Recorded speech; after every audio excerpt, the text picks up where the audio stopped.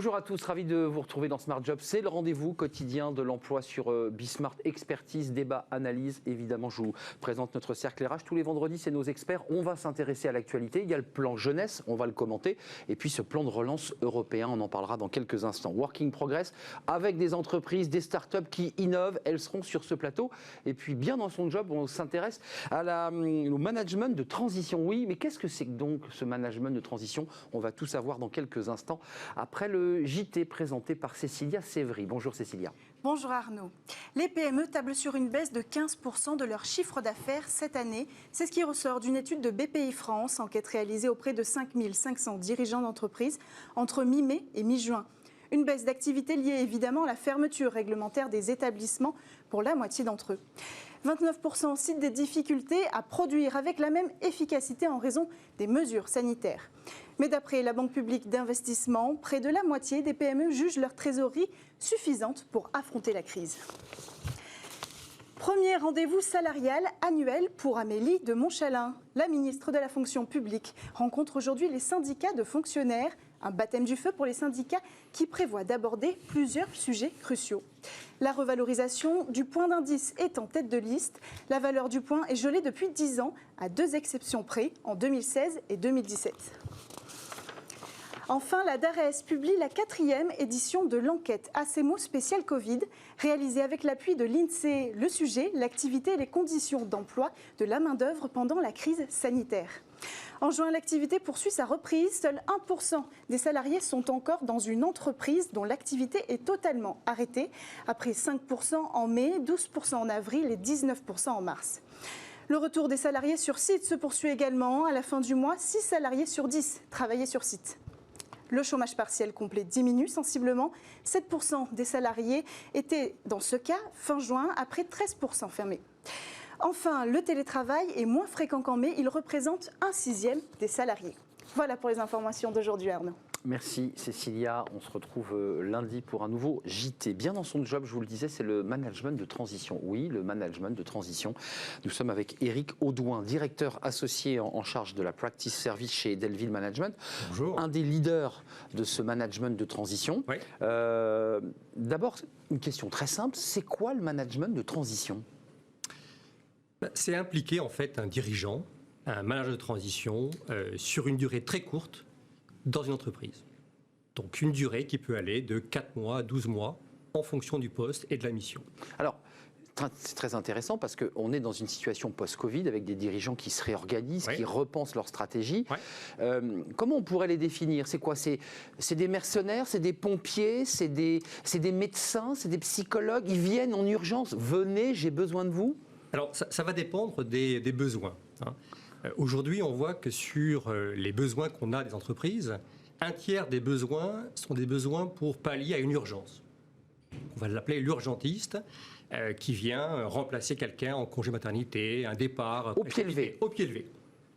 Et 2/3 des cas, c'est vraiment pour aller mener une mission, alors soit de transformation profonde, soit pour gérer un projet transverse structurant, soit pour redresser une société et la retourner, soit aussi pour accompagner des fusions-acquisitions.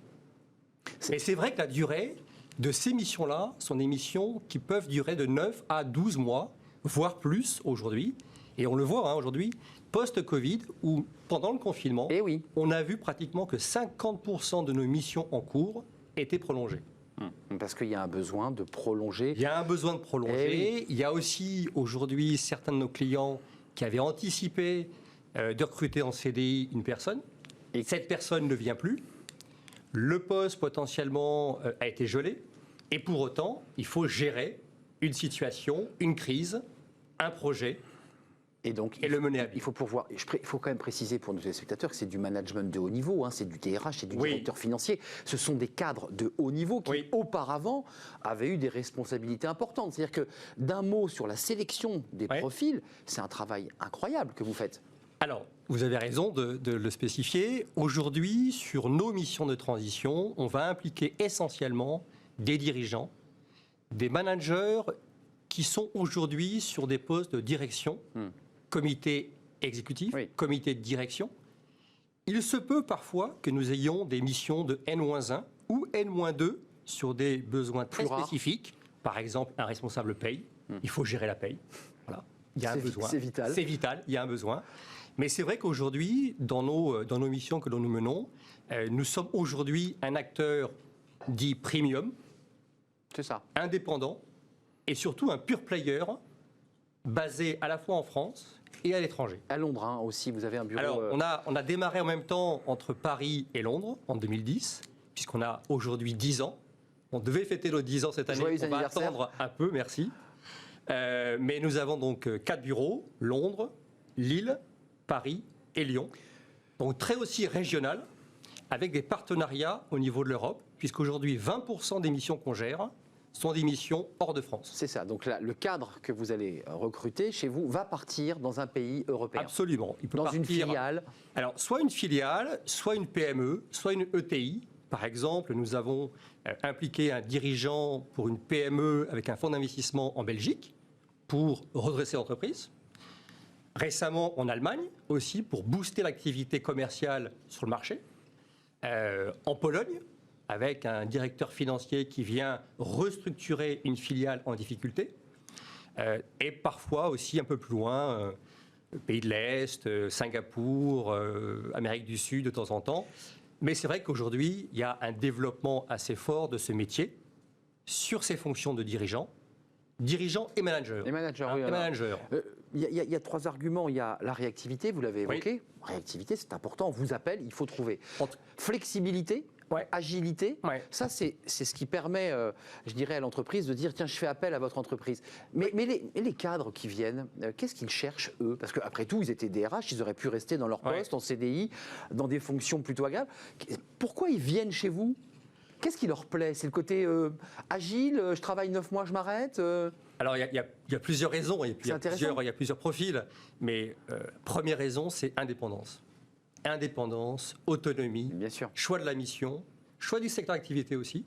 Certains, grâce à la transition, changent de secteur d'activité. Et découvrent un et autre découvrent univers. un nouveau métier, un nouvel univers surtout. Donc ça, c'est une des raisons essentielles. Deuxièmement, c'est aussi la possibilité de dire les choses librement. Il n'y a plus d'enjeux politiques. Ils ne sont pas là pour prendre le poste de quelqu'un. Ils ne sont pas là pour remplacer une personne. C'est très important. Ils sont là pour accompagner un projet, pour transformer une société et souvent pour recruter le successeur. Et donc, ça donne une certaine liberté d'esprit, Bien sûr. d'autonomie Qu'ils n'avaient pas d'ailleurs quand ils qu'ils n'avaient étaient. pas auparavant. Eh oui. Et ça peut aller très vite et plus vite parfois quand on est de l'extérieur parce qu'on vient avec un regard neuf, objectif. Et surtout, on connaît ce métier puisqu'il faut être hyper adaptable, hyper flexible, très impliqué dès le début. On a une durée de 4 à 12 mois. Donc on donne tout pendant cette période. Donc il y a une énergie Absolument. incroyable pendant cette période. Et surtout, il y a une expertise et une capacité d'intégrer la société assez rapidement. Et vous le disiez, et une capacité à aller plus vite que s'il était dans la structure, je dirais, Ouais. qui finalement écrase, empêche, limite. Il est à l'extérieur. Ça fait un peu peur finalement quand ce manager de transition arrive. On dit Ouais. tiens, monsieur arrive. Ça doit un petit peu pas rigoler dans l'entreprise, non? Non. Deux, trois exemples. C'est souvent pour aussi transformer, pour mieux transformer, pour accompagner une hypercroissance. C'est positif. Un exemple. Bientôt, là, en novembre, on va parler du Black Friday. Bon, Black Friday, en logistique, en supply chain, C'est énorme. aujourd'hui, c'est le poste numéro 2 des besoins de transition. Donc Numéro 1, c'est finance. Numéro 2, c'est supply chain. Numéro 3, c'est ressources humaines. Et 4, grands projets transverses. Et 5, DG. Mais là, pour novembre, au Black Friday, vous préparez on déjà. va doubler les volumes d'activité sur une durée très courte. Et donc, très souvent, nos clients font appel à des managers ou dirigeants de transition pour anticiper Ouais. et donc C'est préparer la capacité. des extras, quoi. Oui, mais c'est aussi pour C'est ça. transformer. Exactement. Parce que c'est en même temps intégrer des usines, fusionner des hangars pour mieux préparer et répondre à la demande pendant ce Black Friday. D'un mot avant de nous quitter, devoir de résultat, vous nous dites mon manager, mon dirigeant vient dans l'entreprise, il est là pour la redresser. Ouais. Vous êtes dans une obligation de résultat? Alors, on a aujourd'hui le Club Delville. Et le Club Delville, c'est 400 membres, c'est moitié de dirigeants de transition et moitié de clients et d'experts. quand on est en mission avec Delville Management, quand vous êtes en mission avec nous demain, par exemple, Pourquoi pas, on va vous donner la possibilité d'avoir des membres du club qui vont venir vous aider, être en support, pro bono, c'est l'esprit du club aussi Delville, qui vous apporte une expertise sur un sujet particulier. Parce que je peux être seul, moi aussi, évidemment. Exactement. Eh oui. Exactement. Et c'est ce qu'on a fait en Pologne avec notre CRO. On a accompagné la personne sur les différents scénarios. C'est ce qu'on a fait sur un besoin en supply chain quand il y avait une grève perlée. C'est important de travailler en donc, réseau. Le résultat, on s'assure en tout cas que le manager se sente bien, déjà. C'est important. Soit heureux dans sa mission. Parce que lui, il est sous pression quand même. Il arrive, il y a une soit petite heureux pression. dans sa mission, que le résultat soit là, que le client soit satisfait. Aujourd'hui, 50% de nos clients nous font confiance à plusieurs reprises pendant l'année et reviennent. C'est important. Et reviennent. Et cette année, 20% de nouveaux. Donc vous progressez le management de transition. On a une croissance à 2 chiffres, on surperforme le marché de façon tout à fait humble, mais le marché est en croissance à 2 chiffres depuis 3 ans. Avant de nous quitter, il nous reste quelques secondes. Vous me disiez tout à l'heure qu'il y avait Nantes. C'est une ville comme ça que vous êtes. C'est un prospect parce que Nantes, les cadres veulent habiter à Nantes. On voit aujourd'hui que c'est une des régions aussi très dynamiques. On se veut être très régional, très ancré dans les régions. Et après Lille et Lyon, on a eu un beau développement. On se dit que Nantes peut être une belle destination. Direction Nantes. Merci Eric Audouin d'être venu sur le plateau, de nous avoir éclairé sur le management de transition. Vous êtes le directeur associé de Delville Management. Merci beaucoup. Puis vous reviendrez d'ailleurs nous parler régulièrement de management de transition. Tout de suite, c'est Working Progress. Vous connaissez notre rubrique à la rencontre d'entreprises qui innovent, qui inventent. C'est tout de suite.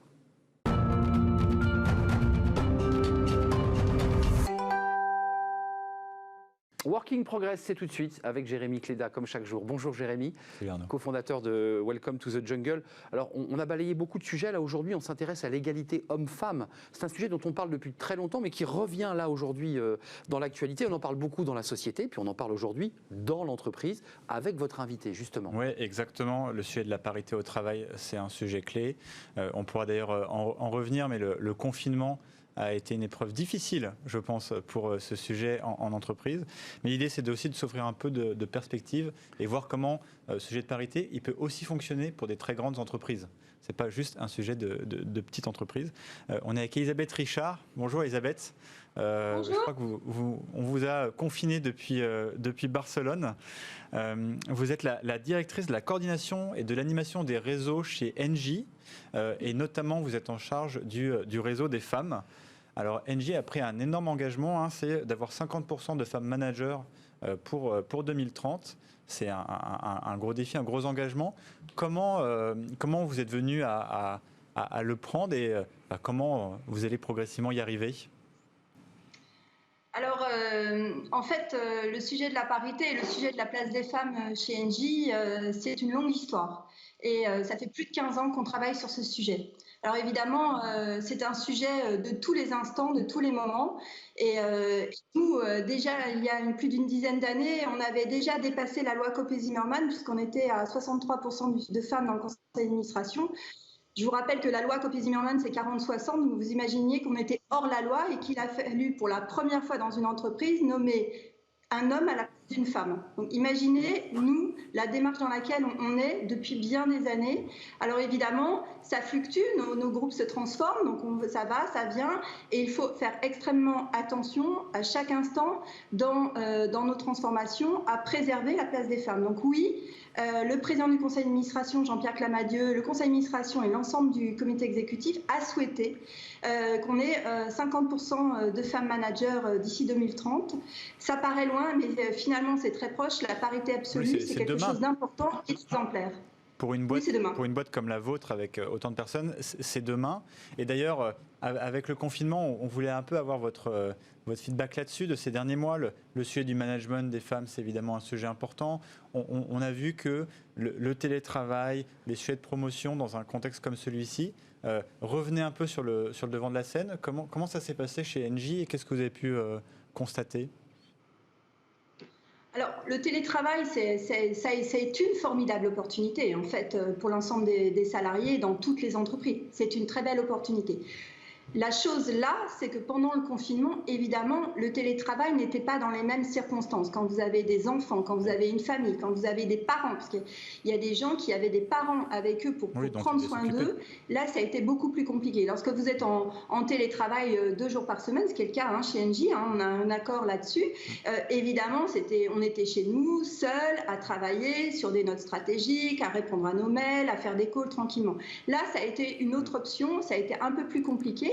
En revanche, chez Engie, on a mis en place tout de suite, puisqu'on a vu que c'était compliqué, des horaires. On a imposé des horaires pour pouvoir faire des pauses entre midi et 14h, pas de call après 18h. On a essayé de préserver, tant bien que mal, la vie de famille et l'espace vie pro, vie perso qui n'était plus en confinement. L'espace vie pro, vie perso n'existe plus en fait.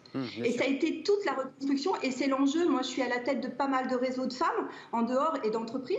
Et on voit bien que l'enjeu, c'est comment on va retravailler si le confinement revient ou si des confinements partiels reviennent, comment on peut évidemment préserver cet espace vie pro, vie perso pour les femmes, mais pour les hommes, pour les familles monoparentales, pour les familles qui ont des enfants en situation de handicap, etc. Elisabeth Donc c'est Richard. un véritable enjeu. Oui, juste d'un mot, on a lu quelques articles pendant le confinement, on l'a traité d'ailleurs ici sur le plateau avec Jérémy Cléda, sur la charge mentale, c'est-à-dire que les femmes s'étaient battues pour se libérer et avoir le droit d'aller travailler librement, puis avec ce confinement, elles se sont retrouvées à gérer une double activité, c'est-à-dire le travail et une charge mentale plus forte parce que les enfants, parce que les courses, parce que la vie quotidienne. Ça n'a pas été que très bon pour les femmes, le télétravail. Non, ça a été un véritable tour de force, mais à la décharge des hommes, on n'y est pour rien. Les gouvernements, les États, enfin, je veux dire, on a tous été pris de court par confinement, évidemment, et par ce Covid, ce terrible Covid. Donc là, la vitesse de croisière, elle commence à se mettre gentiment en place. Dieu merci. Donc on a accompagné ces femmes. Chez Engie, on a fait des groupes de travail, du Cali pour voir un peu et prendre la température et voir où ça n'allait pas et où ça pouvait avancer. Donc évidemment, grosse alerte, il faut faire très attention à cet équilibre pour accompagner ces femmes. Oui, quand vous avez les courses à faire, les lessives, les devoirs, le ménage, plus toutes les conférences calls et le reste, et la cuisine, évidemment, il faut nourrir les enfants. Il y a des hommes qui le font aussi.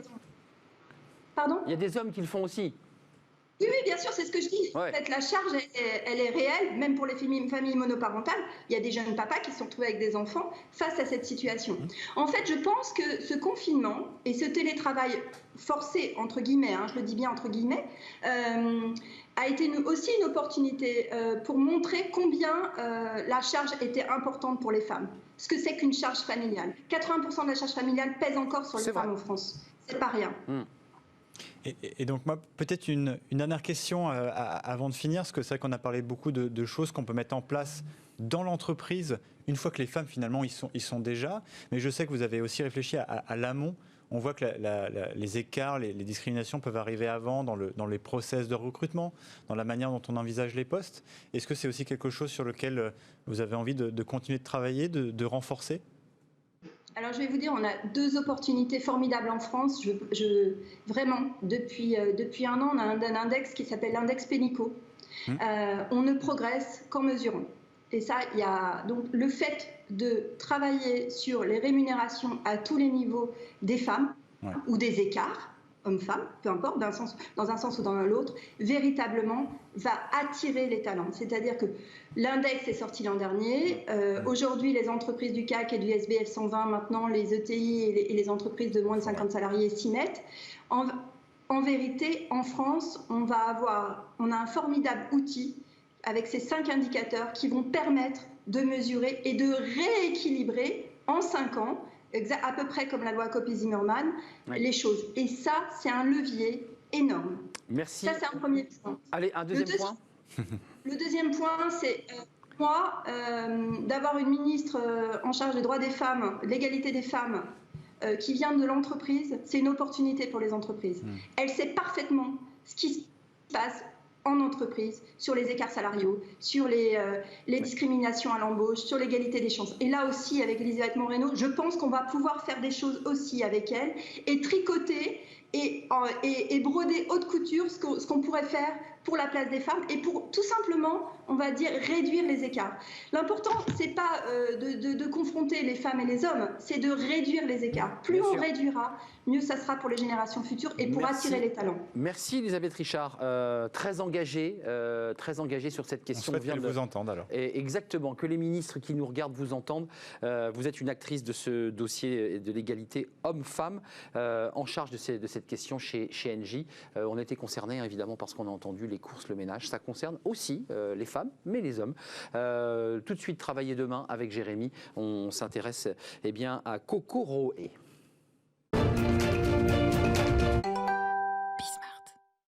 Travailler demain avec Jérémy Cléda, évidemment, dans Working Progress. Et j'ai envie de dire, on reste presque dans l'esprit de ce qu'on vient de se dire sur l'égalité homme-femme, sur les femmes entrepreneurs. Oui, entre autres, et puis surtout dans la vision produit, en fait. Quand on parle de parité, on construit des produits qui s'adressent à tous. Et donc certainement, en fait, quand on construit un produit qui s'adresse à tous, il faut que ça soit le reflet aussi de l'équipe qui le fait. Mais on va en parler tout de suite avec Raphaël Covillette. Vous êtes la cofondatrice de Kokoroé avec Béatrice et Élise. Donc ça, vous êtes on est trois femmes. Trois fondatrices sur ce projet. C'est ça. En un mot, pour en parler, c'est une plateforme de formation pour se former et notamment aux emplois, aux compétences de demain. Comment vous est venue l'idée? Alors que c'est vrai que l'offre de formation, on la connaît, elle était pléthorique, il y a plein de choses, mais pas forcément d'ailleurs très à l'air du temps. Alors moi j'ai créé Kokoroé avec Élise, donc qui est ma sœur jumelle, et Béatrice, mon amie d'enfance. Donc on est trois femmes, donc c'est assez rare en effet dans le milieu entrepreneurial, parce qu'on sait qu'il y a seulement 8% de femmes qui entreprennent. Et donc en fait Élise et Béa, et donc nous trois, on a chacune travaillé 7 ans d'entreprise avant de se lancer dans l'entrepreneuriat. Et à 30 ans, peut-être crise de la trentaine, on a eu envie de créer quelque chose qui faisait du sens, de mettre finalement notre énergie au service de quelque chose qui nous emballait. Et on a tout de suite pensé au secteur de l'éducation et de la formation, parce que c'est par la formation qu'on peut changer de vie, changer de voie, se réinventer. Donc on savait tout de suite que c'était le secteur de la formation qui nous intéressait. On s'est très concrètement intéressé au secteur de la formation en ligne. Et là, on s'est rendu compte que c'était en complet décalage avec notre société actuelle. Pourquoi pas en phase, pas adapté? On s'est rendu compte que ce qui existait, c'était assez old school, traditionnel. Les formations étaient très très longues. Et nous, on s'est dit avec Élise, en termes d'expérience utilisateur, en termes de d'expérience utilisateur, de contenu. Les contenus sont assez longs, là où aujourd'hui les apprenants n'ont pas forcément 1 heure, 2 heures, 7 heures à consacrer à leur formation. Et donc nous, on s'est dit avec Élise et Béa qu'on allait complètement dépoussiérer ce secteur de la formation en ligne, qui est un secteur en pleine croissance, en plus avec la crise du Covid-19. Et donc on a créé Kokoroé. Ça veut dire quoi d'ailleurs, pour l'info? Moi j'aime bien, je demande toujours C'est quoi? Alors ça veut dire apprendre avec le cœur. Voilà. Alors pourquoi avec le cœur? En quoi? En japonais? En japonais, c'est important. Oui, tout à fait. D'accord. Parce qu'en fait, avec Élise et Béa, c'est une histoire de cœur. Voilà, on a aussi lancé notre start-up parce qu'on s'adore.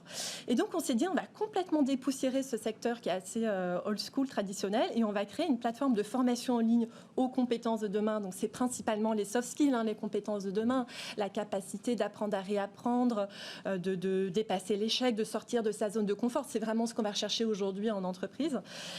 Et tout ça, on le fait avec un ADN qui est très Netflix. Donc nos formations, en fait, elles sont courtes, elles font 10-15 minutes.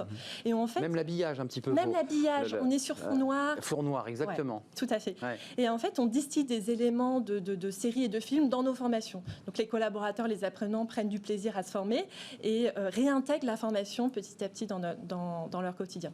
On a en plus une approche, ça c'est important, c'est pour ça que j'en parle, inclusive de la formation. Oui, alors, justement, on voulait en parler.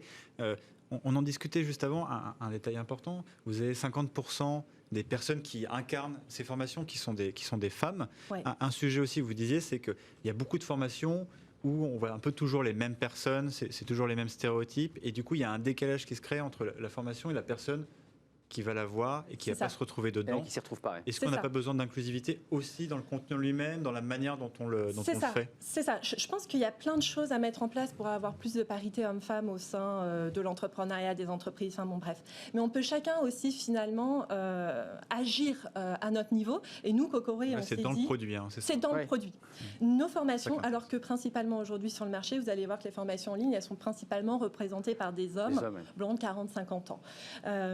Nous, on s'est dit qu'on souhaitait que nos formations représentent l'intégralité de la société et donc la diversité.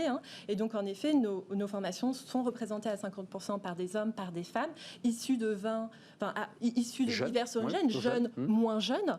Et donc, finalement, l'apprenant, quand il se forme, il va s'identifier et il va plus naturellement, finalement, se former et intégrer, finalement, les notions. Même, je le redis, dans la forme de la présentation, il y a des femmes, c'est jeune, c'est dynamique. C'est dynamique. Concrètement, on clique, combien de temps ça dure une formation? J'ai vu qu'il y avait prise de parole en public, pour prendre un des exemples de vos formations. Je clique dessus, c'est interactif, je peux aller chercher l'info, on me parle dans les yeux, comment ça marche? Bien sûr. En fait, nous, on parie vraiment sur des formations courtes parce qu'on part du principe que les collaborateurs, les apprenants n'ont pas forcément tout de suite une heure. C'est ce que vous évoquiez. C'est ce qu'on disait.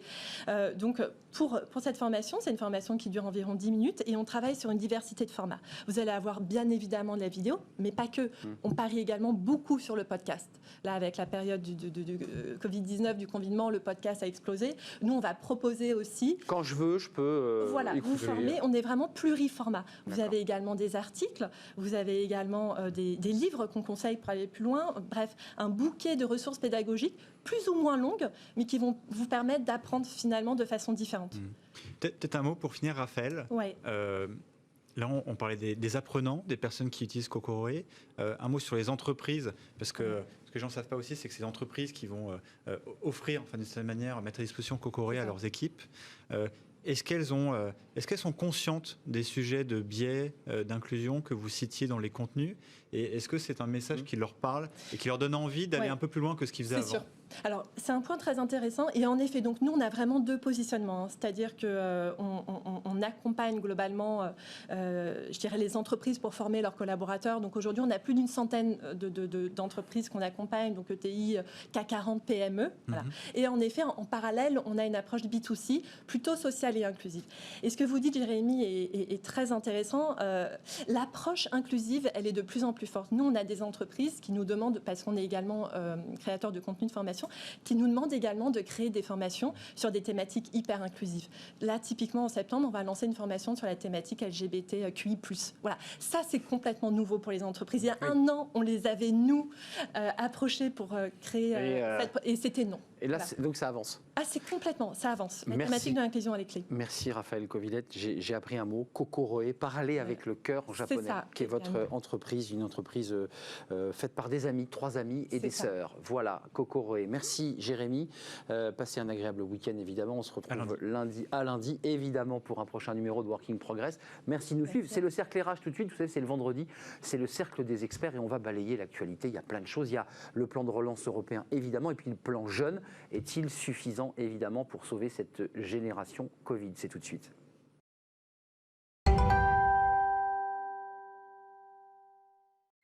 Le cercle RH, c'est tout de suite avec les experts de Bismart, de Smart Job, pour parler de l'actualité de la semaine. Assez riche, il y a le plan jeune. Vous vous souvenez, il y a 3 semaines, on a déjà parlé de ce plan jeune. Est-ce qu'il a évolué, ce plan jeune? Est-ce qu'on est un peu dans de la communication ou est-ce qu'il y a des choses nouvelles?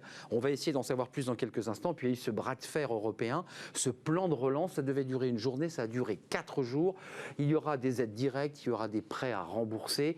Est-ce que ça sauve notre économie? Est-ce que ça sauve l'Europe? Puisqu'il y avait un enjeu européen autour de ce débat, autour de la table, les 27. Certains disaient c'est la fin de l'Europe si on n'arrive pas à se mettre d'accord. 3 invités sont avec moi. Alors il y a des habitués, il y a des nouveaux. Voilà, c'est un club d'experts qui bouge. Carole Couvert, bonjour. Une habituée, vice-présidente du CESE, le Conseil économique, social et environnemental. Vous y tenez beaucoup, ancienne présidente de la CFE-CGC. Merci d'être venue sur notre plateau ce vendredi. Jean-Michel Garrigue, bonjour. Vous êtes directeur associé en charge des RH et du développement chez BLB, après une très longue carrière dans les RH, notamment dans les RH médias. Merci Jean-Michel d'être avec nous. Et puis notre nouvelle experte, Valérie Ohanessian, vous êtes administratrice, bonjour, de la Fondation Concorde, think tank français indépendant qui traite des questions économiques. Et puis par ailleurs, vous êtes la fondatrice de Femia Conseil, qui est un cabinet en communication et en gouvernance d'entreprise. Puis je précise, c'est important, vous reviendrez nous parler de ces sujets qui ne sont pas le thème du jour, mais vous avez fait une grande partie de votre carrière dans la finance, l'assurance et la banque. Premier sujet, première question, c'est ce plan jeune. Alors il y a une série de chiffres, on va les voir, hein, c'est immense avec des centaines de milliers de créations d'emplois jeunes, d'emplois aidés. Sur l'esprit, comment vous regardez ce plan jeune qui a été d'abord dévoilé par Jean Castex, puis prolongé à Chambord par le président de la République qui a joué au football, vous l'avez vu, avec des jeunes, pour dire on est là, on les aide. Je ne sais pas, Jean-Michel, Carole, prenez la parole. C'est bien, c'est utile, c'est comme ça qu'il faut faire ? De toute manière, on n'a pas le choix. On a 700 000 jeunes qui arrivent au mois de septembre sur le marché du travail. Donc, il fallait trouver des solutions pour qu'ils s'insèrent dans l'emploi. La question maintenant, c'est est-ce que les mesures proposées vont permettre à ces jeunes de s'insérer durablement dans l'emploi et non de passer de contrat précaire en contrat précaire parce qu'on voit qu'il y a un certain nombre d'emplois aidés. Alors, ça peut permettre d'amorcer, mais après, il faut que ce soit suivi d'effet pour que le jeune, la jeune, puisse ensuite acquérir un bien immobilier et commencer une vraie vie. C'est l'enjeu, hein. CDD, ça ne marche pas. On va voir le banquier, vous dit c'est pas possible. Ça ne colle pas. Valérie Younessian, comment vous regardez C'est 6,5 millions. On va voir les chiffres qui vont apparaître. Ce sont des chiffres assez considérables. Une remarque, on parle de plan jeune, ce n'est pas vraiment un plan jeune. C'est un plan emploi des jeunes, déjà. Ça ne traite en rien les questions structurelles liées à la jeunesse, à la précarité des plus vulnérables, qui s'est aggravée pendant la crise du Covid, les associations l'ont dit. Donc déjà, plan jeune, non. Plan emploi des jeunes. Ensuite, mais ça mérite... Les mots ont un sens. Les mots ont un sens, oui, et je pense qu'il est bon de le rappeler, on le verra après sûrement sur le plan Europe. Deuxièmement, c'est un plan, comme on l'a dit, extrêmement foisonnant. Donc, était-il nécessaire ? Évidemment, oui. Sera-t-il efficace ? On l'espère. Néanmoins, il est face à 3 risques, comme le sont ces plans intrinsèquement, un risque d'extrême complexité. On va le voir. Moi, j'ai regardé évidemment tout ça. Je me suis dit, comment on va s'y retrouver, qu'on soit entrepreneur ou jeune. Bon, donc complexité. Effet d'aubaine, bien entendu, parce qu'il y a toujours ce genre de... Pour l'entreprise qui se dit, genre d'effet pervers et de cohérence, puisqu'on s'aperçoit qu'on encourage un certain type de contrat qu'on pénalise par ailleurs, je pense notamment aux contrats courts. Bon, donc il y a un côté foisonnant, pour ne pas dire un peu fouillis, qui augure peut-être pas très bien de la mise en œuvre effective de ce plan. Les chiffres, on va les voir, je les réclame et on va les voir, évidemment, ça va arriver, c'est 6,5 milliards, c'est quand même pas rien. Il y a 10 000 places à l'université, 5 700 places en BTS, donc là on arrive vers la fin de notre débat, mais c'est pas grave, on va trier au fur et à mesure. On avait 230 000 contrats d'apprentissage, 100 000 contrats de professionnalisation, on en avait déjà parlé sur ce plateau. Jean-Michel Garrigue, on est dans le traitement social du chômage des jeunes. Le ministre et le Premier ministre et le Président disent il ne faut pas que cette génération Covid soit sacrifiée. C'est très angoissant d'entendre ça. L'idée est assez claire. Je ne dis pas qu'elle est illégitime d'ailleurs. C'est en fait que chacun trouve sa case. C'est-à-dire qu'on mette les jeunes, qu'ils soient en difficulté, qu'ils soient formés, qu'ils soient de grandes écoles, qu'ils soient bacheliers, qu'ils soient sans aucune formation, il faut leur trouver une orientation. On a vu par exemple, je ne crois pas me tromper dans les chiffres, ils ont prévu 100 000 services civiques supplémentaires qui s'ajoutent, supplémentaires, qui s'ajoutent aux 150 000 qui existaient déjà pour l'année. C'est un chiffre absolument considérable. L'idée, c'est qu'en fait que chacun se trouve dans une case. Oui. On ne sait pas dans quelle case, on ne sait pas avec quel niveau de rétribution, quel niveau d'exigence, etc. Le service civique, on le sait, hein, c'est 485 euros. Il ne faut pas laisser quelqu'un sur le bord de la route. C'est ça l'esprit. C'est ça l'esprit. Sur le caractère fouillis, vous en pensez quoi, Carole ? Il y a un petit côté comme ça, empilement d'assiettes les unes sur les autres qui correspondent finalement à toutes les catégories de jeunes, qu'ils soient diplômés, non diplômés, décrocheurs, en apprentissage. Malgré tout, c'est vrai que c'est très large comme spectre. Hein. Mais c'est clair, c'est très large. Le point positif, c'est que le gouvernement est passé à une aide pour les embauches jusqu'à 2 SMIC, donc jusqu'à à peu près 3 000 euros, ce qui permet de pouvoir recruter un jeune cadre en début de parcours, alors qu'il avait été question que ça ne soit que 1,6 SMIC, donc ça c'est le point positif.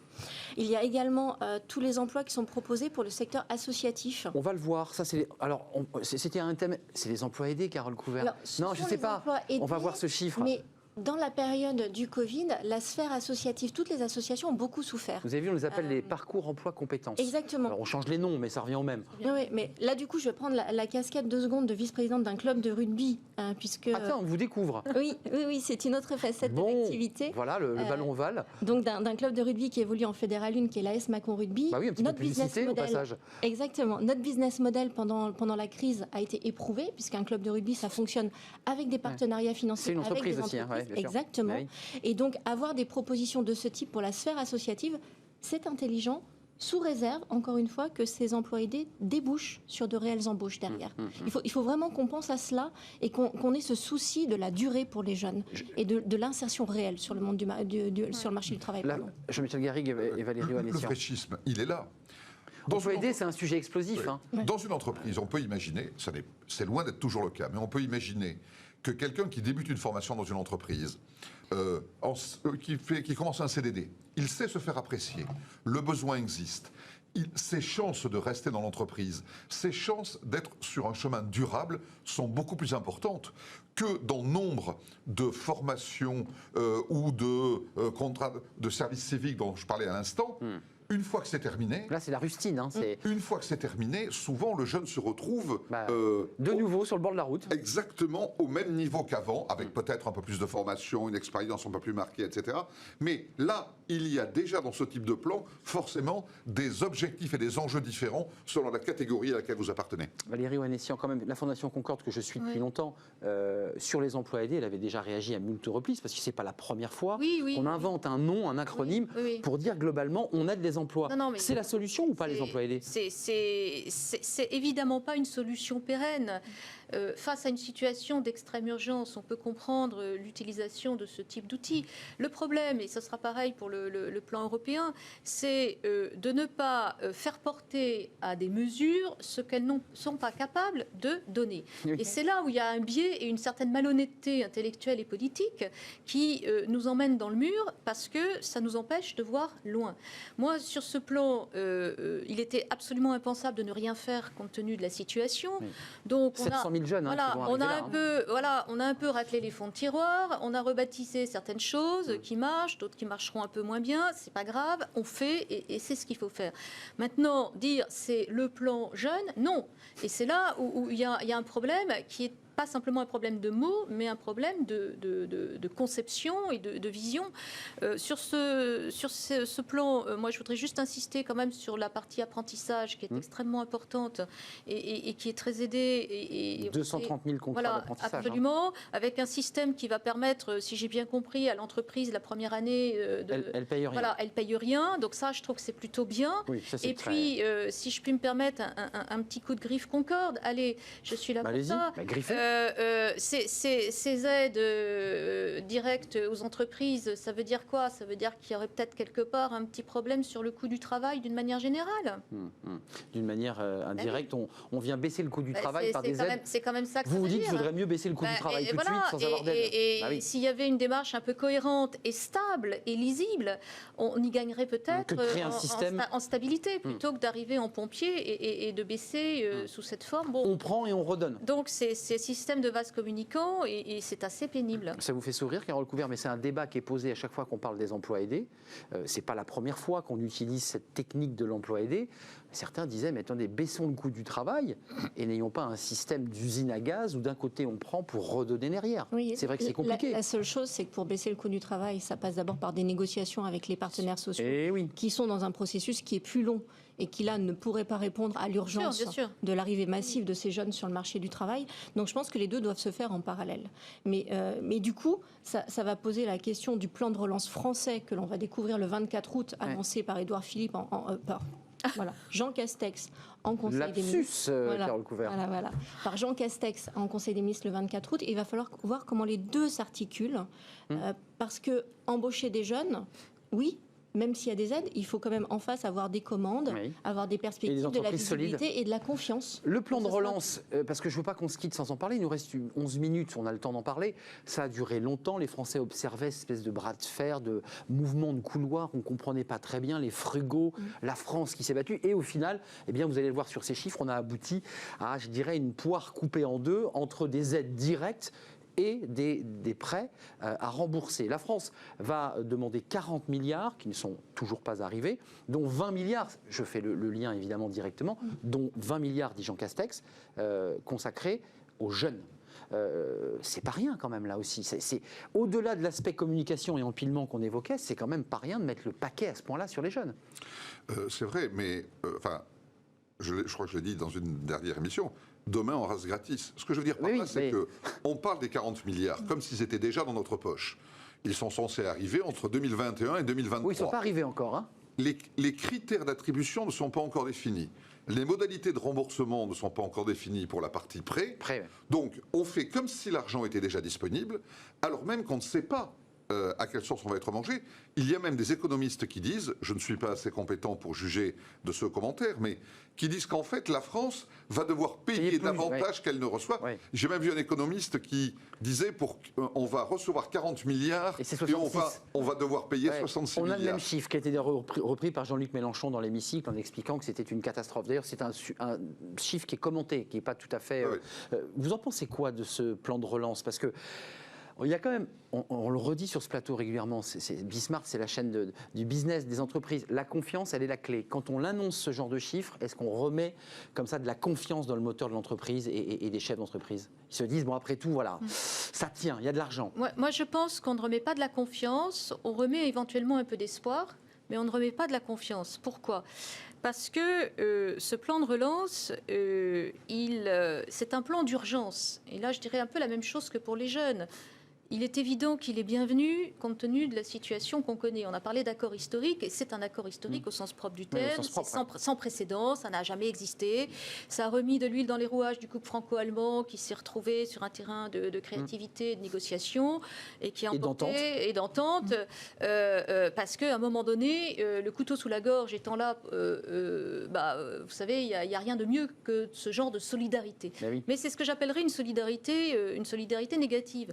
Moi, je suis un peu déçue de voir que l'Europe n'arrive à s'entendre que pour mutualiser de la dette et n'arrive pas à s'entendre pour préparer l'avenir, créer de grands projets d'industrialisation, de transition énergétique. C'est ce que reproche le Parlement, vous avez vu, qui n'est pas sûr de valider le Parlement, d'autant que cet accord a été acheté à prix cher, puisqu'il s'est traduit, système de vase communicant, par une diminution du budget sur un certain nombre de secteurs d'avenir, comme la défense, la recherche, la santé, etc. Donc, si vous voulez, pour qu'il y ait de la confiance, que ce soit au niveau macroéconomique ou microéconomique, il faut de la cohérence, de l'honnêteté, de la cohérence et de la stabilité. Donc, ce qui me gêne, c'est pas le plan en tant que tel, quoique on pourra y revenir, il y a quand même un certain nombre de points mais c'est toute cette communication qu'on fait autour qui le dénature, qui fait prendre des vessies pour des lanternes, qui fait croire que c'est de l'argent gratuit, qui n'aura pas à être remboursé, ce qui est évidemment totalement dramatique. Ce plan historique, il nous met face à une responsabilité historique. C'est de réussir la mise en œuvre et l'exécution de ce plan. Sinon, qu'est-ce qui va se passer ? Les pays dits frugaux dont on a arraché l'adhésion vont dire, vous voyez, le train ne va pas passer deux fois, la prochaine crise, ce sera terminé. Et surtout, il va falloir investir, il ne faut pas que cet argent vienne financer des dépenses courantes, des plans de sauvetage. C'était d'ailleurs le débat posé, il faut assujettir ces aides à une justification précise. Une justification, mais d'investissement pour l'avenir. Pourquoi ? Parce qu'il va falloir créer de la richesse, parce qu'il va falloir rembourser. Quand on entend des responsables politiques expliquer aux Français sans rire que comme c'est sur 25 ou 30 ans, il n'y a pas besoin de rembourser, j'imagine que les entreprises avec leur PGE ou les Français qui ont un crédit immobilier sur 25 ans, ils doivent se tenir à leur fauteuil. Alors. C'est ça, ils se disent pareil. Carole Couvert, sur cette question du plan, il y a le Parlement qui dit attention, nous ça ne nous va pas parce qu'on dénature des sujets sur le climat, la défense, la recherche, on ne va pas valider ce plan. Et puis de l'autre, on a la France qui évidemment joue sa carte de la communication et de la confiance, qui dit voilà, l'argent est là, tout va repartir. La vérité, elle est au milieu, en fait, là. Oui, déjà, si on regarde les choses en positif... Oui, c'est ça, c'est verre à moitié plein. Voilà. Alors que beaucoup pariaient sur le fait qu'il y aurait un échec de ces négociations, vu la durée. Ça partait mal. Premier point, Il y a eu une entente à 27. Ça, c'est la chose positive.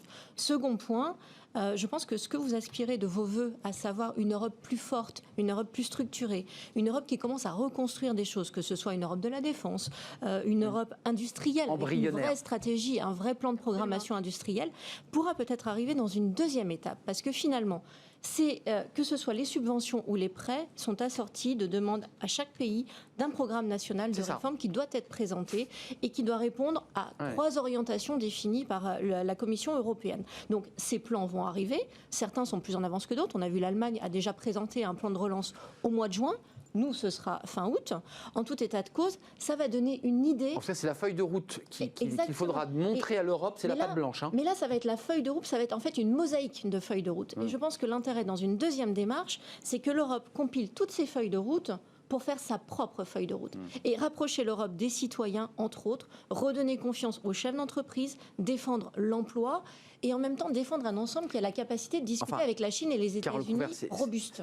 Le sujet qui est lancé par ce plan de relance, c'est un sujet beaucoup plus vaste, qui est une harmonisation de plein de choses, puisque là, pour l'instant, on parle d'un plan de relance sur des pays qui n'ont aucune harmonisation fiscale, économique, donc chacun fait un peu ce qu'il veut. Nous allons enfin pouvoir parler de dumping fiscal, notamment, puisque dans les pistes pour financer ce plan... Vous en êtes sûr de ça ? Ah ben j'en suis sûre de rien du tout. Oui, c'est ça. Vous l'espérez de tous vos voeux. Mais je l'espère. En tout cas, nous, au niveau du Conseil économique, social, environnemental, cet arrêt du dumping fiscal, on l'appelle de nos voeux depuis très longtemps. Donc là, en tout cas, le sujet va être sur la table. Il y aura une discussion, puisqu'on nous parle soit d'une taxe, soit d'une taxe sur le carbone, donc qui pourrait toucher notamment les importations d'acier chinois. Enfin, on voit qu'il y a des mécanismes sur lesquels on va peut-être lever un certain nombre de tabous. Le Covid a accéléré ces processus. Voilà, exactement. Jean-Michel Garrigue, qu'est-ce que vous en pensez ? Parce qu'on jette beaucoup d'eau, qui sont des milliards. Là, on a 750 milliards qui vont être jetés. On va demander des justifications, mais je le redis, la question européenne, elle tient aussi sur des questions de fonds structurels, une organisation fiscale, une manière de vivre ensemble, une défense qui n'existe pas. Tout ça reste encore très, très bancal. Et puis, là, on a mis de l'eau. Le pompier a mis de l'eau, là. Le pompier a mis de l'eau. On a vu cette incroyable histoire pendant plusieurs jours. Je t'aime moi non plus. Les pays du Sud contre les pays du Centre. Les frugaux contre les cigales contre les fourmis, si je puis dire. Les frugaux contre les dépensiers. Et tout ça pour accoucher pour la France de 40 milliards. Une fois encore, il y a 6 mois, on pleurait des millions ou des dizaines de millions pour des objectifs ou des missions tout à fait importantes. Depuis, des centaines de milliards se sont déversés, même en France. Et aujourd'hui, 40 milliards supplémentaires viennent après un syndrome absolument fou. Il y a des gens qui disent 40 milliards par rapport à tout ce qu'on a dépensé en France depuis le début du Covid, finalement, c'est même pas 10%, c'est pas grand-chose. C'est ça, c'est ce que vous évoquiez, il y a une espèce de paradoxe de milliards qui valsent et des Français qui se disent, bon mais très concrètement, ça va arriver, on nous soutient. Il y a une inquiétude chez les Français. Oui, il y a une inquiétude, il y a surtout, je pense, pas mal d'incompréhension, parce que moi, ce qui me frappe, c'est l'absence de discours pédagogique et honnête de la part de l'ensemble des responsables politiques. Ils font de la com, ils font quoi ? Oui, mais c'est l'ancienne banquière qui vous parle. Je vais vous donner un scoop. Ah, bon, on adore les scoops ici. Quand on a un emprunt, on le rembourse. Oui, c'est ça. C'est le rince gratis de Jean-Michel. Quand on a un emprunt, on le rembourse. Donc on va le rembourser. Donc, ça ne veut pas dire qu'il ne faut pas emprunter. Moi, je suis gênée de voir que l'Europe se construit aujourd'hui sur une culture de la dette. Ah oui. Sans qu'il y ait par ailleurs des contreparties industrielles. Les Allemands ont évolué, rappelez-vous, avec la Grèce. Vous vous souvenez de ce débat. Les Allemands ont évolué et les Allemands évoluent toujours dans une forme de réel politique et que leur propre intérêt, évidemment, est en jeu. On sait que l'Allemagne est au cœur des échanges européens et qu'elle ne peut pas se permettre, en tant qu'exportatrice et importatrice, d'avoir autour d'elle des gens trop malades. Son marché est là. C'est son marché. Donc, cette solidarité, c'est une solidarité qui est bienvenue, mais qui, en effet, n'est pas du tout en cohérence avec, j'allais dire, des aspects de bonne gestion à commencer par la question de la ressource, en effet, que vous évoquiez. Bon, normalement, voilà, en gestion budgétaire, on ne commence pas par les dépenses sans savoir quelles vont être les ressources. C'est le b.a.-ba. C'est pour ça que je vous parlais d'un seau d'eau qu'on jette en disant... Là, on s'émancipe de ces règles de base de bon sens. et de bon sens pour ne rien avoir en face, parce que les taxes qu'on évoque, que ce soit la taxe carbone, la taxe sur les GAFA ou la taxe sur les transactions financières, on sait très bien que ce sont des taxes extrêmement difficiles à mettre en œuvre et qui, en plus, sont soumises à, j'allais dire, des risques importants pour l'Europe en matière de souveraineté. Carole Couvert, un dernier petit mot, il nous reste 48 secondes, mais vous allez savoir concentrer tout ça. Je l'évoquais, les Allemands ont fait du chemin, la Grèce avait été un bras de fer terrible, il fallait rembourser, Et puis on voit les Allemands, pour des raisons effectivement économiques, qui changent un peu de pied et qui se rapprochent de la France. C'est quoi, c'est bon signe ou c'est mauvais signe ? C'est plutôt bon signe. On sait très bien qu'au niveau de l'Europe, quand la France et l'Allemagne s'entendent, un certain nombre de choses sont possibles. Voilà, ça c'est un pilier. Et ce qu'il faut regarder maintenant, c'est le plan de relance allemand qui est extrêmement instructif puisqu'il a été présenté au mois de juin. Les Français vont le regarder. 130 milliards sur la table. 80 milliards pour venir aider les ménages, 50 milliards pour venir aider le monde économique. Dans les 80 milliards d'aide aux ménages, qu'est-ce qu'il y a ? Il y a une baisse de la TVA pour au moins une durée de 6 mois. L'Angleterre, le Royaume-Uni va faire la même chose. Donc il y a des pistes à regarder, ces soutiens à la fois de l'offre et de la demande. La consommation. Et ça, c'est extrêmement intéressant en termes de perspective. Oui. Et ça peut être de nature à redonner confiance, que ce soit aux ménages ou aux chefs d'entreprise. On le traitera sur ce plateau, mais quand l'actualité reviendra, c'est la question de la consommation et l'accès finalement aux produits, parce que c'est un enjeu majeur pour nos économies. Jean-Michel, merci d'être venu. Jean-Michel Garrigue, bien entendu, directeur associé en charge des RH chez BLB. Carole Couvert, vice-présidente du CESE. Et puis vous revenez quand vous voulez, Valérie Oenassian, vous êtes administratrice de la Fondation Concorde, par ailleurs, on l'a compris, dans une autre vie banquière. Merci de nous avoir suivis. Tout de suite, ces fenêtres sur l'emploi. Et vous savez, le vendredi, c'est le livre de Smart Job. On reçoit son auteur. À tout de suite. Fenêtre sur l'emploi avec le livre de Smart Job, c'est chaque vendredi, on reçoit un auteur. Votre énergie est inépuisable. Isran Édition, ça fait rêver, Isran Édition, parce qu'on prend de l'altitude, évidemment, c'est un des plus hauts cols. Merci Nicolas Dueb d'être venu sur le plateau. Vous êtes l'auteur de ce livre. Vous êtes fondateur CEO d'Alchimie, qui est une société dans la tech et dans du contenu d'information. Mais le livre ne traite pas vraiment de ça, ce n'est pas votre métier dont vous parlez. Vous décrivez la relation, d'ailleurs on l'a en ce moment même sur ce plateau, d'un échange d'énergie. Alors je ne sais pas si vous êtes bas en énergie et moi si je suis haut, mais en tout cas, quand on rencontre quelqu'un, vous le racontez, il y a des baisses, des montées d'énergie. Quand j'ai lu ce livre, je me suis dit, mais on est dans un jeu vidéo, c'est Fortnite. J'ai ma dose collée sur mon dos, j'ai une grosse batterie, et puis plus je combats, plus je me bats, plus je me trompe, plus ma batterie baisse, jusqu'à m'épuiser. Pourquoi l'idée de ce livre ? Comment ça vous est venu ? L'histoire est assez simple. Au moment où on était en train de faire un comité, un séminaire pour transformer la boîte, la personne qui nous a accompagnés sur cet exercice, à la fin, m'a dit tout le monde a son plan de marche, tout le monde sait ce qu'il a à faire. Alors il va te falloir une sacrée énergie pour transformer la boîte. Et c'est vrai qu'on parle beaucoup de stratégie, mais jamais de l'énergie pour mettre en œuvre sa stratégie. Vous en parlez beaucoup de ça, le parler, d'expliquer. Voilà. Et là, je lui ai dit, mais non, mais ça n'a pas de problème, je fais comme ci, comme ça, etc. Et puis il m'a dit, mais c'est génial ton truc, il faut que tu le partages, il faut que tu écrives un livre. Alors lui, il a écrit plein de bouquins, il a été mon sparring partner, on a écrit le livre ensemble. Et j'ai réalisé que finalement, ce qui était une tambouille, une petite méthodologie personnelle résonnait chez pas mal de gens. Et c'est de là qu'est venue l'idée de la partager et de créer des relations et d'échanger avec les uns et les autres. On va revenir sur vous avez créé une méthodologie avec cette espèce de fleur mais vous l'expliquez assez bien, vous dites... quand on rencontre quelqu'un, on doit d'abord beaucoup s'investir, on doit beaucoup donner. Et puis parfois, vous le dites avec un peu de honte, d'ailleurs, vous dites, mais je vais aussi voler un peu d'énergie. C'est-à-dire que, racontez-nous ça. En fait, on est tous porteurs d'une jauge. C'est ça. Comme vous disiez, c'est votre batterie. Et donc, selon si votre jauge est haute, votre énergie est puissante, à ce moment-là, vous avez la possibilité de donner de l'énergie aux autres, vous pouvez avoir le choix. Puis quand vous êtes bas, il faut vous recharger. Et c'est vital, vous avez besoin de vous recharger.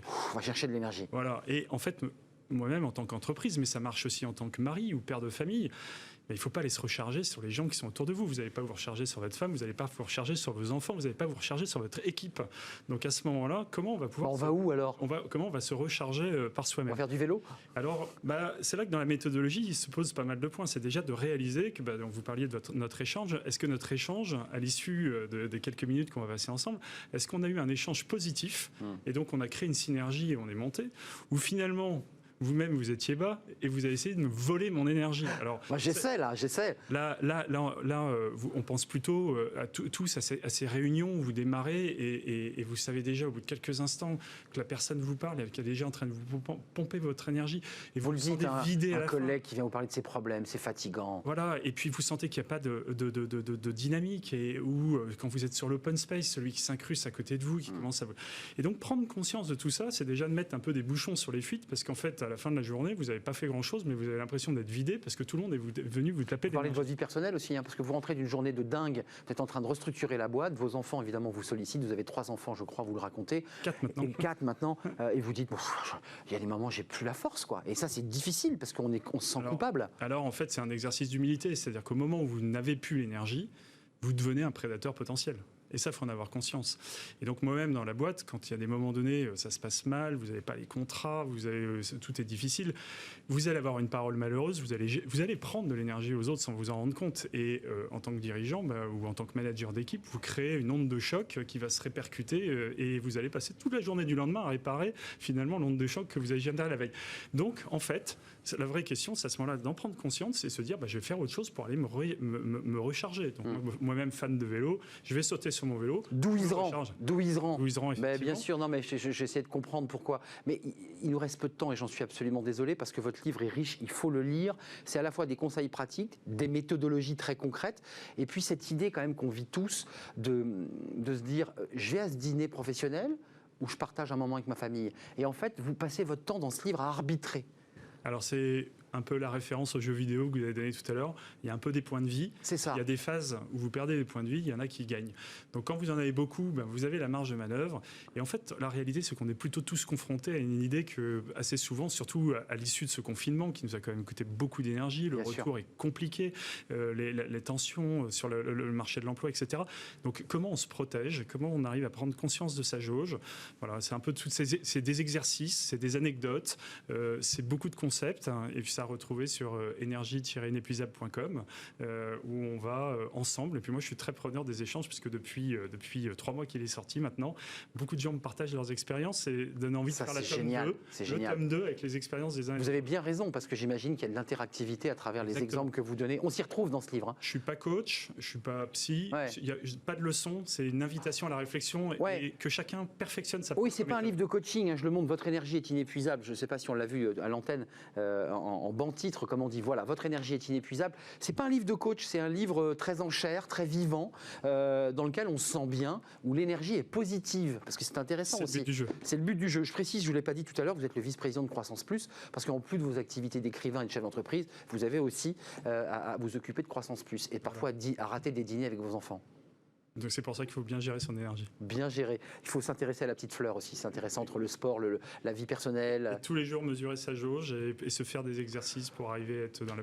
Eh bien, je vais mesurer ma jauge tout de suite. C'était un vrai plaisir de partager ce moment. Vous reviendrez sur le plateau de Smart Job quand vous voulez et sur Bismart évidemment. Énergie inépuisable, c'était le livre de Smart Job, ce livre du vendredi. Merci de votre fidélité, merci à toute l'équipe, merci à Fanny Griesmer et aux équipes techniques bien entendu qui m'ont accompagné cette semaine.